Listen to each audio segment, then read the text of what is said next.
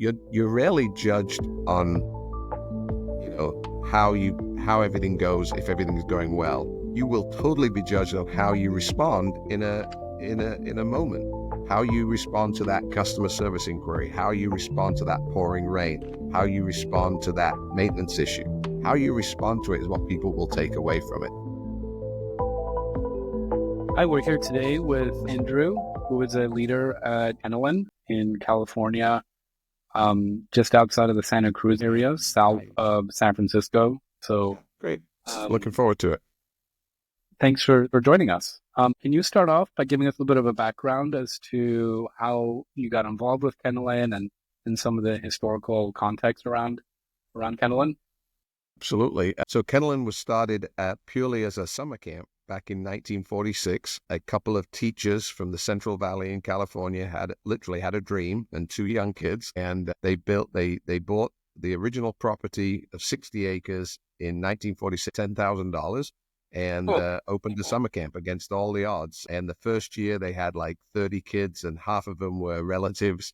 But yeah, they very quickly built it into a very well-known summer camp, and that summer camp existed and has existed and does exist and does all of its good work. And then in the mid-90s, their granddaughter was doing an MBA, and part of the MBA was to do a model business. And she thought, well, why don't I try and see if I could do this model business about transforming my grandparents' business into a summer camp and an events retreat center. And so in doing that, she realized it was actually a very viable proposition.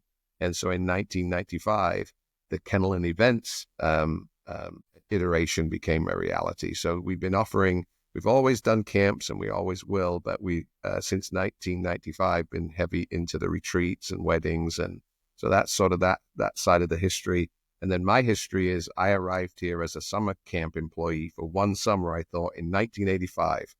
And met my wife here, and now we raise our kids here. My kids all work here. My daughter is the director of the camp. My son is on the facilities team. And so it's been a 40-year experience for us. And most recently, taking over as general manager, which means oversight of not just the camps, but the events and retreats business too. So it's a long history and a long career for us, but we love every minute of it. You know all the nooks and crannies of that place.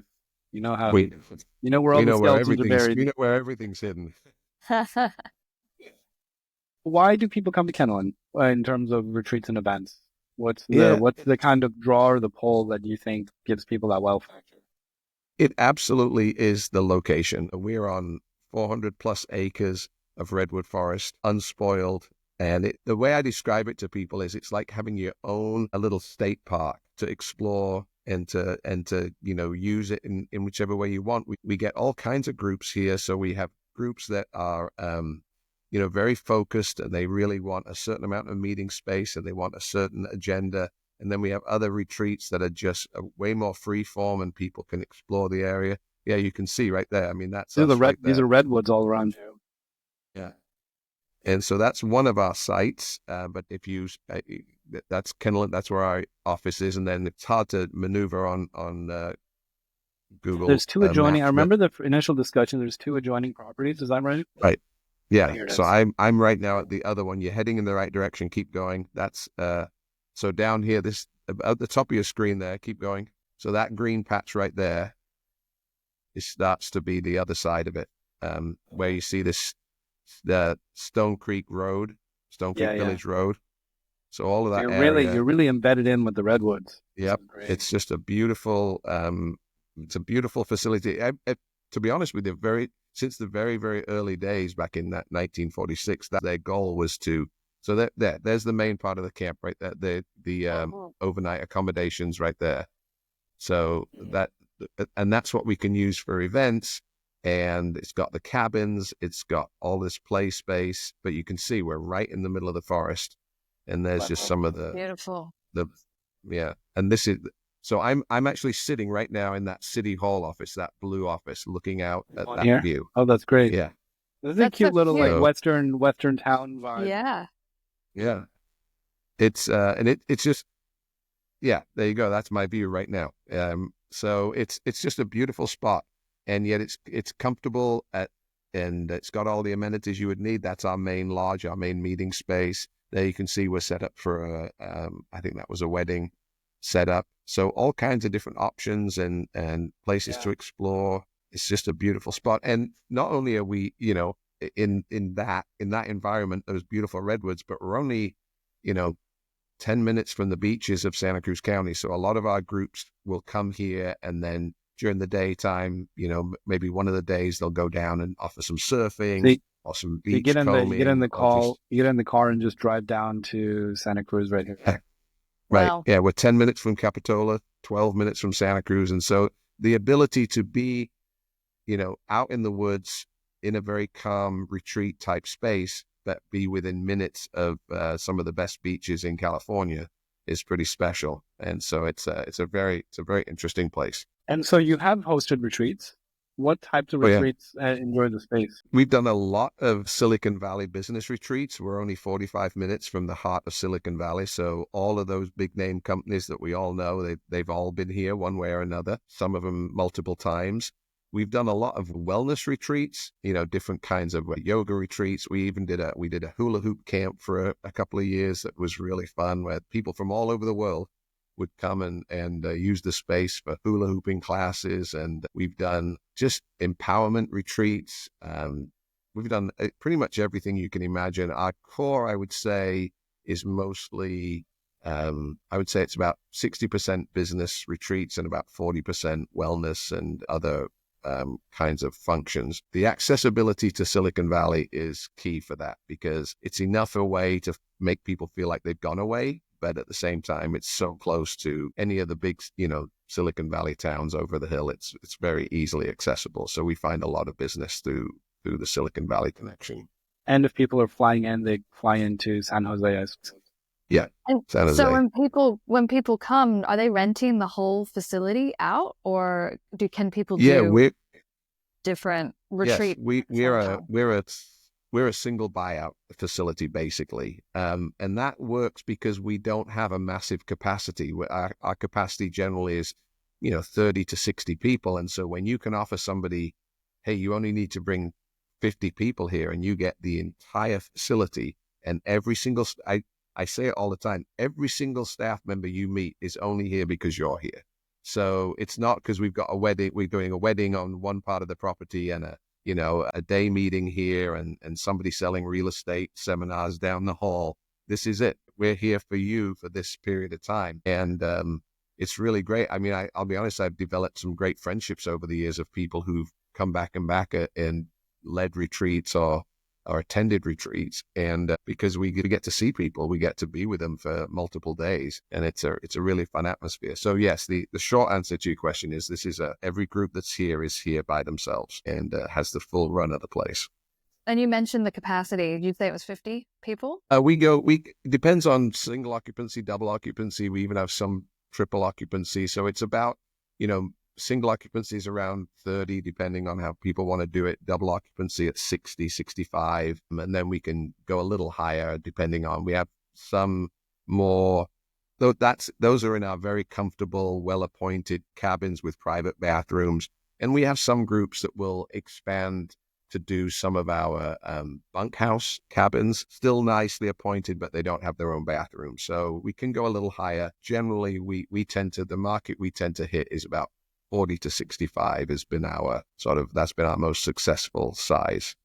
And how would you describe the accommodations, the overnight accommodations? Is it more kind of rustic and a camping style?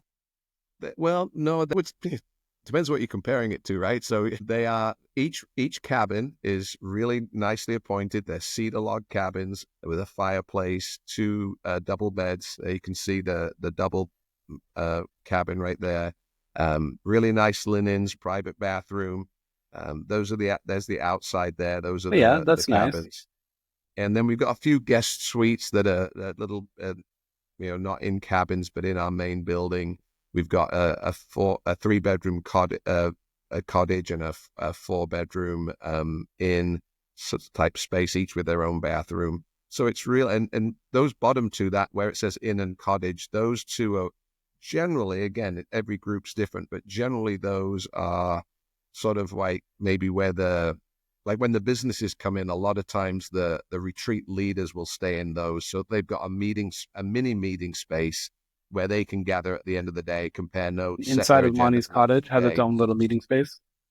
Yeah, They they've got use it as little, like a green room. living rooms, basically. They're like houses. So they've got space for people to gather and, and sort of meet. So a lot of times that's what it's used for. But yeah, the accommodations are really nice. They are, very well appointed, nice and warm, beautiful environment. And so and people enjoy staying there. They're very comfortable. These redwoods, do you have eucalyptus as well? I remember I used to live in the Bay Area between 2006 or 2009, and I loved the feeling of the redwoods and the smell of the eucalyptus in the air. So I don't know if you guys were having that as well. We have a lot of eucalyptus on one of our sites. We have 2 sites adjoining each other. But here's an interesting story that relates directly to retreats. One of the things that I did for one of our ongoing corporate clients was I used to run a little hike on their last morning because they wanted to go for a hike, and so we would hike around the property, and I would point out the trees and everything. And I was on that hike one day, and I was pointing out the eucalyptus trees, and one of the retreat attendees said, "But do you know how the eucalyptus trees got here?" And I said, "I do not. Are you going to tell me?" And he said, "Yeah, they were a failed crop. Somebody imported them from Australia to grow to make to make into ship masts back in the 1750s, but they brought in the wrong kind, and the ones that we have grow with a twist, so they're no good for the purpose that they were brought in. So they were a failed agricultural startup back in the 18th century. So when you come here for retreats, we learn too. We learn the same as the attendees. So yeah, well, there's a love-hate relationship with the eucalyptus. I hear that there's tree sap is highly combustible, so they can be quite dangerous in terms of forest fires. But they give off a particular aroma into the air that when I lived in the Bay Area, it was one of my favorite parts of just stepping outside and breathing. There's an almost like sweetness to it, of the aroma in the air, and it's incredible fragrance. You can definitely tell when you're walking amongst the eucalyptus, that's for sure. Yeah, well, I live in Australia, and there's 300 species, and they're everywhere, and they do. So it's filled every time. You're in the homeland. You're in the motherland of the eucalyptus. I can understand why they brought over the wrong eucalyptus type, because there are a lot. Okay, amazing. And how about the general meeting space that I think we mentioned it before? Is this the main? So this is the main lodge. So what will happen usually is this is the room that groups will use for their main meeting space. So they'll eat at one end and meet at the other. And then I'm looking at the pictures here to see what you've got. So if you stop at any of those with the buildings on, So all of those buildings. Oh, there you go. Stop. That was the schoolhouse. The schoolhouse is another meeting space. I don't think we have the inside. No, not that one. Go up. That's an old bunkhouse. So that building right there, when you go in, it's a replica of an old one-room schoolhouse. So it's got beautiful wooden floors, capacity of about, depending how you set it up, capacity of about 30 people. And then a lot of those storefronts that we were looking at earlier have meeting space capacity. So some of them are our offices, but if you look down there, there's couple of meeting rooms in there that can be set up. I will say most of our groups, wherever possible, will do their meetings outside. They will, there's so many outdoors. places to set up here. Yeah. So there's so many places to set up. And we lend ourselves more to those sort of retreats where people are, there's usually there's a draw for people. The reason they come to a place like this is they want to be outdoors. They want to be connecting, even if it's a business retreat. Let's face it, if you're going to come from Silicon Valley to here, you're driving past about 500 hotels probably. And they literally drive past all of that to get here. So when they get here, we find that they would rather meet on the decks outside in some of the spaces wherever possible. But of course, we can move indoors as we need to. But we see most of the times when we have a group here, I'm looking out of my window and I'm watching a group over to the left here on the little bandstand area, and a group over here on the patio deck. That's their much more favored option. Yeah, so you can have outdoor seating. You can have outdoor meals as well. I saw some of the pictures that have outdoor tables like this. Great. Yep, all kinds of setups. And how do you do food for these groups? We have an in-house professional catering team, and we have set menus that people can choose from, but we also can customize. We're finding more and more that, especially businesses coming in, will have very, very good guidelines. And it sort of comes from their health and wellness environment within their organization. So a lot of times we'll get guides from them, and obviously we'll count the number of, if we have any special diets. Sometimes, very, very rarely, but sometimes a retreat will be entirely, a particular food choice. Maybe it's all vegetarian or it's all this, and we can accommodate that. But mostly people will look at our set menus and then choose and pick and choose and go, that works for us. Could we do this instead? And they each group has a professional planner that on our staff that works with them, coordinates with the kitchen. They can certainly talk directly to the executive chef if they choose to, if they have a particular special need. And then the food is all served mostly in the lodge or just outside the lodge. And we can customize times, we can customize ways of service. So each group's very different, but the food is all done in-house. We're right here in Santa Cruz, so we're choosing from some of the greatest agricultural, especially for fruits and vegetables. We're, growing some of the most amazing food here, and it's all available locally. So we try to lean in on that, offer some great salads, really great sides, and people really enjoy the food. And then we also set up, obviously, a coffee and beverage station that's open all day. Snacks are out all the time, so people can graze, as they go through their meeting times. So it works really well. But with the food's really important to any gathering, any event you go to, you think about the food and you remember the food. So we really do try to work with the meeting planner at the client's end on what is it they want to deliver. I feel like must be one of the hardest jobs, is to be, especially a corporate meeting planner, because we're only selling to one person. But then that person is then out selling to all these other folks who, as she's saying, no, you got to come for 3 days and we're going to do this retreat. And they're all like, what's it going to be like? And so we really try and support that person and learn what the goals for the meeting are, what's the audience, who's coming, and try and make our blank canvas basically fit what they're trying to achieve. But I will say most of them have some pretty set things that they want, and then we're easily able to accommodate those and make it work for everybody. So 1985, you said you started with Kennolyn? Yeah. You must have seen so many different groups come through for different types of events. Oh my gosh. All kinds. Can you tell us a couple of stories about some major fails? Like, what should retreat be out for that just is a total flop? Well, it's funny, if it's okay, I'd sort of turn it around to some major saves, if that makes sense. That's okay. We've had moments here. Positivity. We've had moments here where it could have failed. So 2 years ago, this was a wedding more than a retreat, but it could have happened to anybody. And ironically, couple, although they're getting married in California, were both from the UK. And so they had decided, since they were working in California, they decided, you know what, let's get married in California. All our family can come out for this sunny, beautiful California vacation, as well as attend the wedding. Great families. We really enjoyed hosting them. And it just poured with rain. I mean, it just absolutely couldn't predict it. It was not rainy season here. It just rained. And to see how everybody, the family, our crew, so instead of getting married outdoors under the redwoods, they got married inside by the fireplace. And it ended up being a spectacular weekend, and everybody bonded. Their family sort of came together, the two families, we all pitched in. And so that was a major, it could have been a horrible experience. We could have ruined their great weekend, but it didn't. They just were like, we're going to do it. And I think the next morning when it dried out, the couple and a couple of bridesmaids went down to the ceremony area where they were supposed to get married, and at least had the moment and took some photos, and it was very cool. But they had such a great time.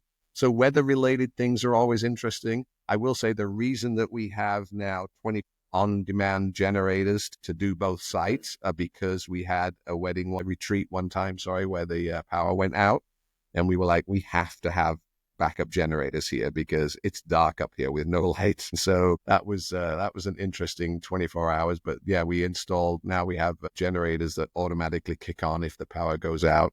So we've had some fails, but we've always learned from them. But they've mostly been weather related. To be honest, I'm trying to think now. We've rarely had a complete misunderstanding or a disagreement. We've had one bus company that we work with bus companies, and they really know us and they check out the facility ahead of time. But we had one bus company that, despite all of our warnings, sent a bus that was way too big. It's this huge, massive, low to the ground thing, and getting them in and out was an interesting day. But I don't think the guests knew anything; they just thought it was a slow road down. I find that in these situations where something major goes sideways, it's out of your control. Obviously, it's not a mismanagement thing with weather issues, but when things go sideways and everybody pulls together, it creates for better stories.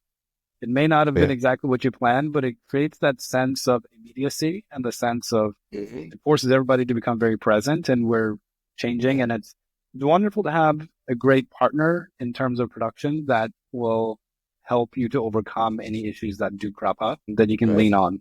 I remember when I was staffing or volunteering at a particular retreat that was renting a hotel ballroom years ago. The hotel had double booked all of their ballrooms. So that we arrived as part of the event staff, and we were setting up, or we were about to set up and asking, like, where do we go? And they were like, oh, we don't have a space for you. And we were like, what? We booked this like 9 months ago. What's going on? And long story short, we ended up commandeering one of their restaurants in the back of the hotel, stripping out all the tables and basically converting the restaurant into the retreat space. Which, it's whatever it takes, right? Created a great experience.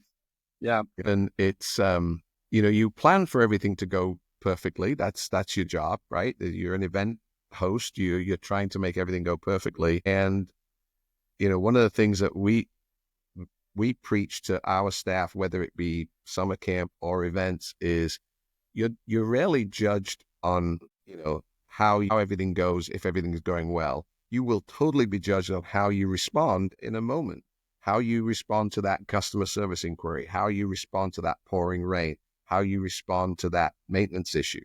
How you respond to it is what people will take away from it. Everybody that's in a cabin with a stove that works perfectly all weekend doesn't think about it. But the guest that was in a cabin where the stove wouldn't work, but she got somebody to come and fix it at 10 o'clock at night when she noticed it wasn't working, she remembers that, right? And so we try and teach the staff in all our facets of what we do.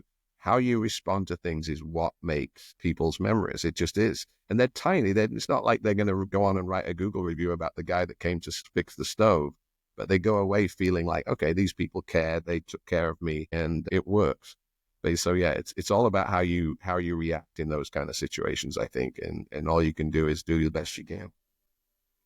Well, and that's the difference in leadership between somebody who's worked at a place for 40 years and has touched every aspect of the place. Right. Is, you've had so many experiences, you know what it takes to create a great experience, right, for everybody. Yeah. Lindsay, did you want to say something? I don't know if you were. Well, okay, so let's flip the script a little bit from like blunders to what are some tips that you have with these 40 years of experience in terms of creating a great retreat experience for retreat leaders? What are some things retreat leaders should think about in the planning and venue selection process?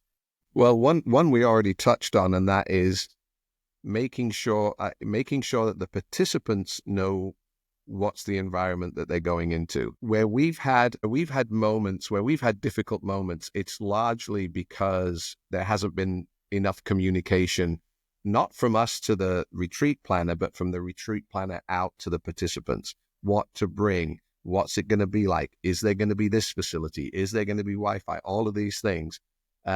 Because we definitely get some groups where people arrive a little tense. They don't know what they're coming into. So my first suggestion is always make sure that in checking out your venues, that you make the best decision you can, but then communicate it. Let them know why you chose it. Let them know what to bring. Ask the venue for any tips on, travel or any of those kind of things, because we do notice sometimes that we have to sort of talk people down a little bit from, they just don't know what to expect and they're nervous and they're away from home. It's usually a business retreat. So they're like, I got to work and do this. So that's the first thing, is the communication. The second thing is where we've seen things struggle a little bit is when people are trying to do something that doesn't fit the location. And what I'm thinking of is, we've had a couple times where people have tried to do super formal things here you can't make the Redwood Forest a super formal setting. And I get the desire, because you want to do everything, you're here for 3 or 4 days and you want a day of casual, you want a day of Western themed barbecue, and then you want this sort of, soiree at the end of the week. We can do fancy food and we can do fancy drinks, but it's still hard to walk around in heels in a forest. So, and the gravel and the roots of the tree roots. Yeah. So trying to get, people to figure out what it is they want from a retreat, find out if we're a good fit or, which site is a good fit, and then sort of execute that with good communication. And we can never have too much communication. We love those retreat planners that maybe are a little annoying because they're constantly asking for details, but we know that those people are going to come in and partner with us and get it right. So I would say just those are a couple of things that we've seen that really help make so that people come in relaxed, they can enjoy their time here. I guess that if I was to say one more, it would be, especially business retreats, I find do this.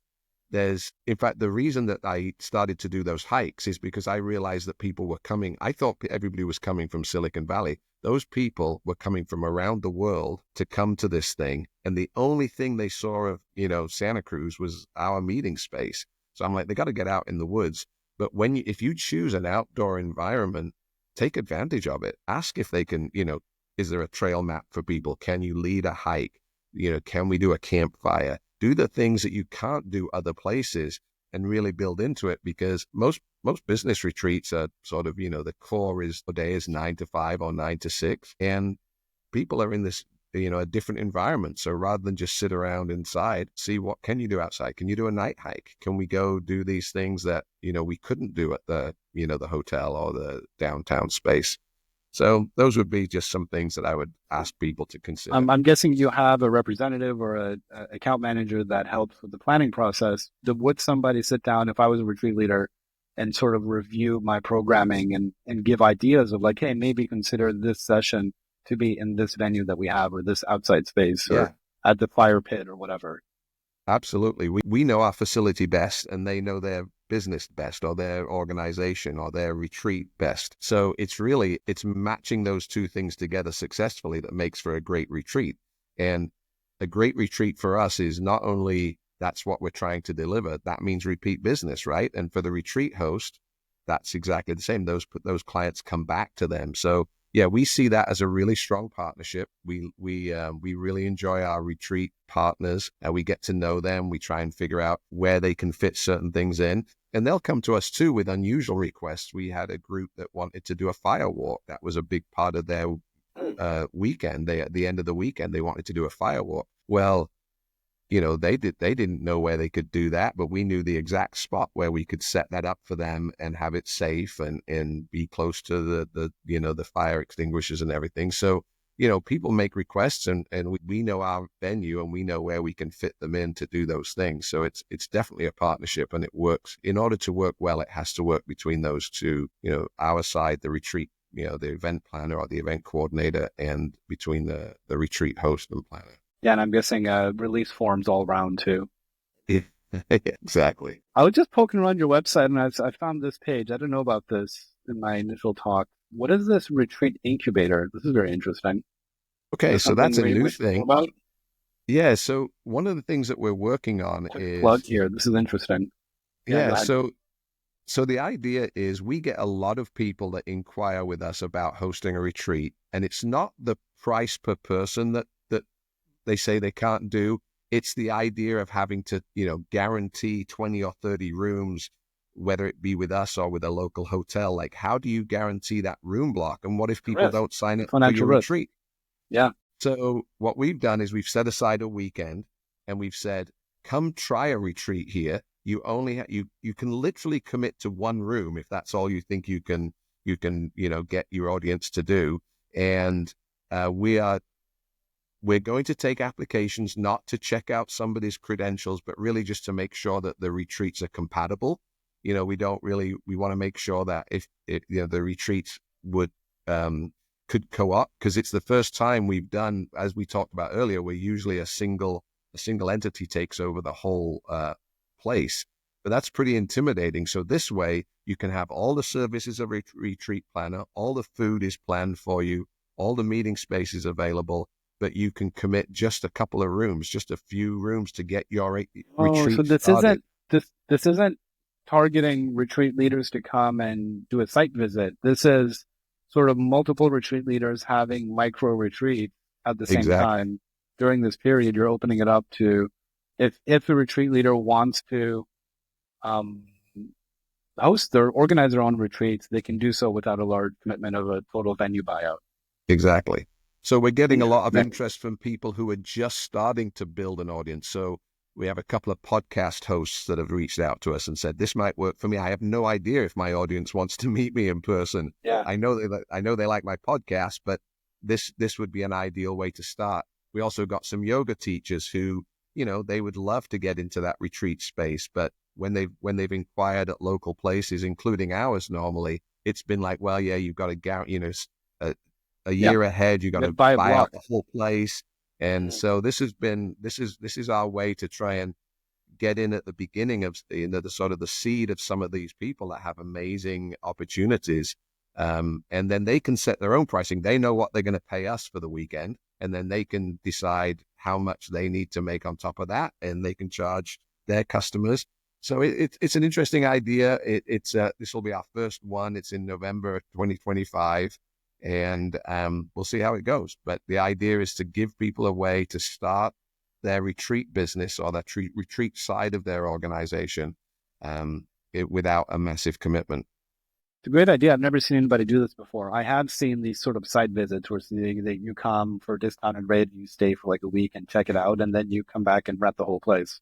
Right. But this is a really interesting way for, like you said, startup retreat leaders who want to get the retreat going, but without the large commitment of booking a block of rooms or the whole venue. Right, exactly. Which oftentimes, lead to financial loss, quite significant for people. Really interesting. And then I guess you divvy up the meeting spaces somehow and allocate out based on who's coming, and there's a conversation to be had there. Exactly. So, with so much outdoor space, and we're imagining most of these people would be, we're expecting it to be somewhere in the health and wellness spectrum, probably the most interest. We have all kinds of options. And so, yes, the idea is that we're trying to also, part of it is to build a little community of retreat hosts. So we're going to have 2 or 3 Zoom calls throughout the process, which is how to market your event, based on what we've learned over the years. How can they go out and reach their audience? Secondly is, yes, what meeting space do you need? And to be fair, at making sure that somebody who's bringing 4 people, doesn't want the prime campfire space for 24 hours a day when there's 20 other people that want to come. So just, being fair and making sure they get what they need. But we think it's a great way to do it. And let's face it, most retreats in some level are around cooperation and community. And so maybe there's that cross-pollination of, you come for a book retreat, but here you are sitting next to somebody who came for a yoga retreat, and you find that you have this synergy. If it works, it has the potential to be a really inspiring weekend. So we're hopeful. There should be a table with, there's some parallels with conferences. There should be a table with everybody's brochures, all the retreat leaders' brochures. So if anybody's there and they see another retreat leader, they can cross-pollinate and be like, exactly. There's a book retreat or whatever. We'll see how it goes. So the hope is then that we help them grow their business and they fall in love with Kennolyn, and this is where they come for the next 5 years as they grow their audience. So we'll see how it all works out. But it's a new idea, and we've just launched it this week actually. So what's the weather like in November in Santa Cruz? Is this where the rain is going to be? No, that's really the last weekend of our season. Although it turns out in 2025 we have an event the week following that. November's pretty good. It's usually right now, to be honest with you. That's why we we'll do events all year round. Now we're recording, just for the audience, we're recording January. We're in January, so this is the rainy season? Yeah, this would normally be the rainy season. So we don't actually actively sort of promote outdoor events during this season. We host a lot of smaller events this time of year where we can really assure them that if it's not great weather, we can go indoors. But I'm sitting here right now looking at this glorious, beautiful blue sky, warm weather. So you just never know in Santa Cruz. One of the things that we, during, I forget, it was a few years ago, but we sort of did an analysis, and even with our business growing and we're very comfortable where we are, our events business is hitting all its targets, our camp business always does, we still had about 75 good weather days a year where there was nobody here. So, we sort of leaned into winterizing and making sure that we could, offer space where if it does, if the weather turns cold or it's inclement, we've got enough space to gather inside. But November 13th through 15th should be, if everything goes to plan, should be a beautiful weather weekend in Santa Cruz. We started the conversation saying that you're traditionally a summer camp, and so that still happens. So what are the window of times that are available for outside events and retreats outside of the summer camps? So, yes. So there's two sides to it. We have the overnight facility where the cabins are, which is sort of what we've been talking about. That is available from late August through till early June. That's, we're not available during the summertime. However, also we have when you first went onto Google Maps, you were looking at what we call our Hilltop Hacienda site. And that site has no overnight accommodations, but we do quite a lot of day meetings during the summertime, because that site is a day camp that's only used Monday through Friday. So this site right here that you're looking at, that's the overnight site. So that's basically fall, spring, winter. And then across the street where you keep going, if you keep going down the hill. So this facility here is available. We do a lot of day type retreat meetings and weddings during the summertime because it's available on the weekends. Wedding images, here's like the hacienda. So this is not overnight, but this is a pure event venue. Right, exactly. And if a retreat is staying at the camp, can they potentially have an event or a session at the hacienda? They could, some people have chosen to do that. Okay. So then this is available year round, you said? Yeah, available year round, but only during the summertime, weekends only, because we do day camp Monday through Friday. I think there's some good pictures of this somewhere. I was seeing the hacienda weddings and events. Okay, great. So all kinds of things that you can do. What is an ideal retreat for you? What would you like to see? What types of retreats would you like to see? Do you have anything in mind in terms of what would work well? Yeah, well, we would love we'd love to see more of our business retreats, because they generally want to come Monday through Friday, which is ideal for us because there's not many places in the entire area in California where you can offer what we can for weddings. So the wedding of weekends sell out very, very quickly. So it's hard to get more weekend retreats in. So the businesses work really well for us because they generally want Monday through Friday. So we love hosting those kind of groups. We've also been finding we have a great writers retreat that comes in, and we found it very conducive.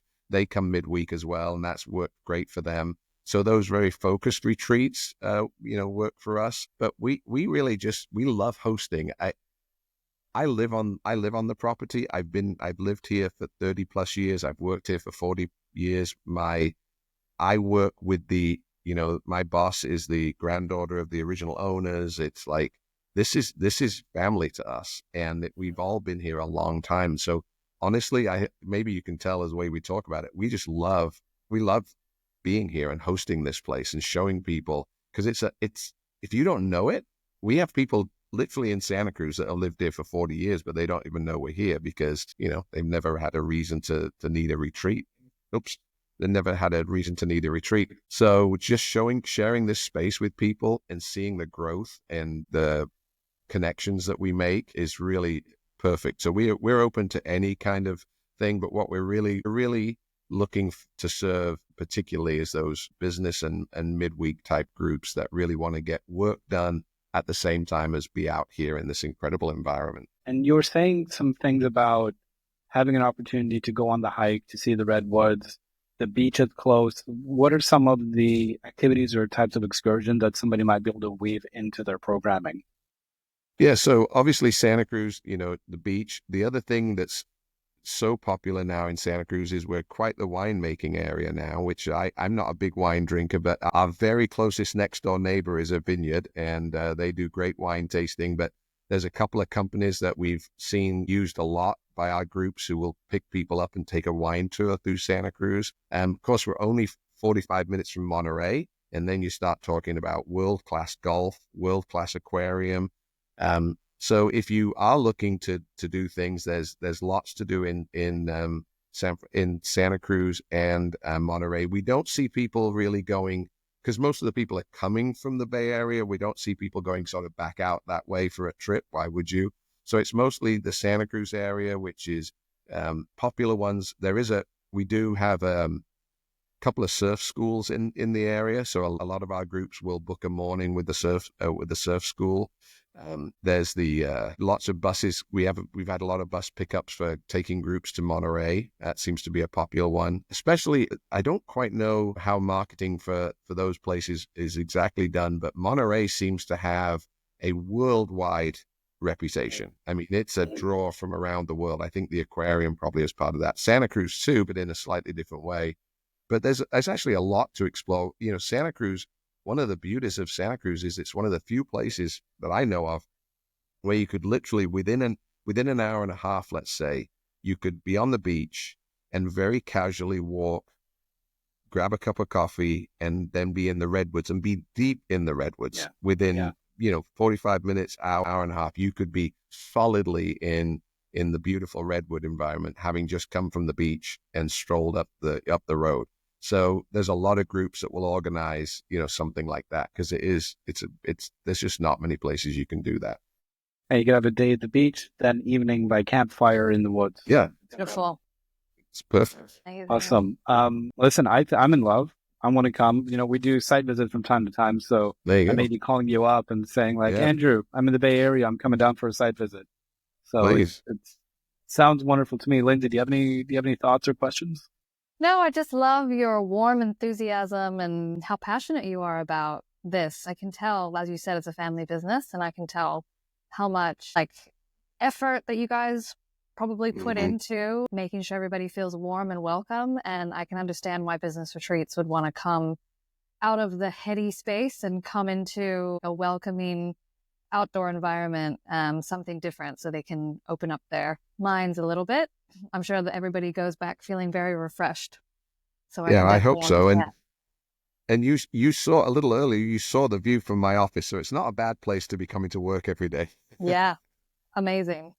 Really spectacular. There's a time and place for being in a corporate professional. I mean, I'm sure you guys are very professional, but there's a time and place for being in that cold, sort of detached venue. There's a time and a place where you want to be treated like family. You want to be welcomed into a property where they care about the property, and you can feel it. And I'm sure people have experienced the difference between going to a Four Seasons, which I love, and then going to a family-run establishment that takes pride in what they do. Well, those Four Seasons takes pride also. I'm not to create that contrast, but there's a different vibe, and there's a particular type of retreat where it makes a lot of sense to go to a property that is embracing you and bringing you in as family. So, I'm part of a group that puts on a conference every year for our own needs, our own camp needs, and we have never gone to a camp to do it. A hotel fits better for us because we need certain meeting space, and we need place for vendors to come in. So all of these venues, all of these facilities of different kinds have their purpose, but when purposes meet, that's where magic happens, right? When we're the right purpose for a group to come here, and they know it and we know it, you can't beat it. But you're right, the Four Seasons for a different group is exactly what they need and not what we can offer. So being true to what you can do and what you can do best, match purposes, then it's a great industry to be in. Yeah, or maybe even the same group with a different purpose. Like this purpose is for retreats and for letting your hair down, or whatever the relevant metaphor is. Yeah. So if somebody Andrew, wants to get in touch about renting the space, would they go through a website, or do they have an email that's best to contact you at? There's tons of contact options on the website. They're also always welcome to email just events@kennolyn.com, super easy. Or in our email addresses are not super sophisticated. So if you know somebody's first name and you stick @kennolyn.com on the end, you'll find them if you prefer to reach out directly. So but most of our traffic comes through the website. I think that's how most people are, comfortable shopping these days, and that's fine with us. And we'll have links to the Retreat Finder listing as well in the description. Okay, great. So if anybody wants to go check out the Retreat Finder listing, they can go that way too. Awesome. Andrew, thank you so much for your time. Thank you. Wish you a very happy January rainy season as you gear up for 2025.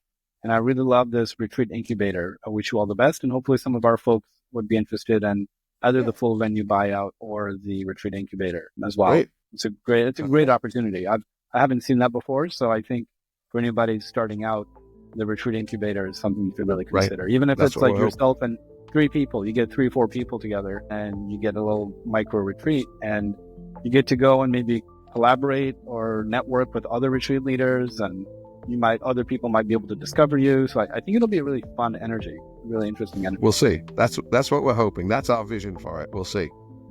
Awesome. Andrew, thank you so much.